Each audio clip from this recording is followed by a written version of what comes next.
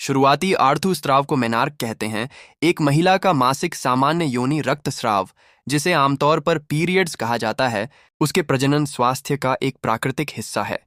जब एक बच्ची जन्म लेती है तो उसकी अंडाशय या ओवरीज में लाखों अंडाणु या एग्स पहले से मौजूद होते हैं, जो तब तक निष्क्रिय रहते हैं जब तक युवावस्था या प्यूबर्टी शुरू नहीं हो जाती। लड़कियों को पहली बार पीरियड्स कब आएंगे, इसका कोई एक निश्चित उम्र नहीं होती। ज्यादातर लड़कियों को यह तब होता है जब उनके स्तन विकसित होना शुरू होने के लगभग 2 साल बाद, यानी लगभग 10 से 15 साल की उम्र में। लेकिन हर लड़की का शरीर अलग होता है और उसका समय अलग अलग हो सकता है।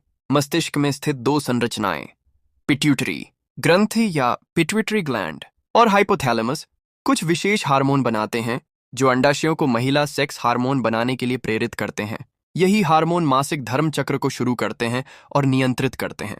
यह चक्र आमतौर पर लगभग 51 वर्ष की आयु तक चलता है। इसको मेनोपॉज कहते हैं। मासिक धर्म सामान्यतः 3 से 8 दिनों तक चलता है। मासिक धर्म चक्र में कई चरण होते हैं। इसका पहला चरण रक्तस्राव के पहले दिन से शुरू होता है और लगभग 14 दिनों तक चलता है।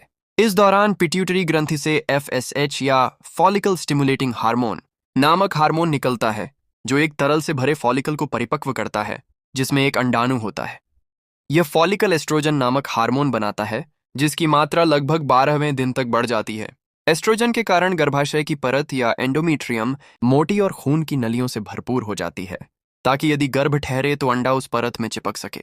लगभग 14वें दिन, जब LH और FSH हार्मोन की मात्रा बहुत अधिक हो जाती है, तो अंडाणु फॉलिकल से बाहर निकलता है। इसे अंडोत्सर्ग या ओव्यूलेशन कहा जाता है। LH का बढ़ा हुआ स्तर टेस्टोस्टेरॉन की थोड़ी मात्रा भी बढ़ाता है, जिससे महिला की यौन इच्छा उस समय बढ़ जाती है जब वह सबसे अधिक उपजाऊ होती है। अंडाणु अंडवाहिनी या फलोपियन ट्यूब में प्रवेश करता है, जहां छोटे बाल जैसे तंतु उसे गर्भाशय की ओर ले जाते हैं। यदि इसी दौरान कोई शुक्राणु या स्पर्म अंडाणु से मिल जाता है, तो निषेचन या फर्टिलाइजेशन वहीं पर हो जाता है।